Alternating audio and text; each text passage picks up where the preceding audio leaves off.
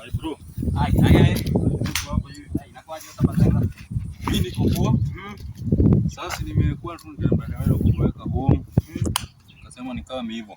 Mimi hapa tu kwa wifi mdogo. Umesikia hii story, kuna kitu wanasema hapa. Ati kama Eve angekuwa Mchina, ile nyoka ilimuongelesha akati alipatiwa matunda. Zangekula na tungeteseka. Sijui kama unaona kitu kaa hiyo. Hebu rudia. Nakwambia aje. Naona hapa kwa mtandao. Jua likataa kununua smartphone. Sasa nimeona hapa wamesema aje? Kama Eve. Nakumbuka Adam na Eve. Eve angekuwa Mchina. Ndio aongeleshwe na nyoka. Si angekuwa amekula hiyo nyoka, tungekuwa tunateseka. Sijui kama unaraganisha mambo. Sijui unapata. Ai, sikupati. Nasema aje? Unaona Eve, si umesoma Biblia? Ule Eve wa Biblia. Mimi nafikiri unasema Eve mwingine.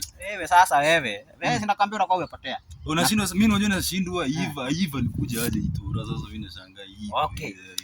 Sasa huyo wa Bible. Eve wa Biblia. Angekuwa Mchina.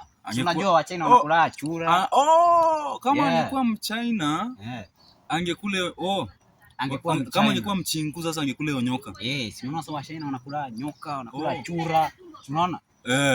Kama angekuwa Mchina, ile nyoka ilikuja kumuongelesha. Si angekuwa amekula? Ingekuwa tunateseka kweli? Ingekuwa tunateseka? Hatuwezi teseka. Sasa unaona? Sasa nimeget.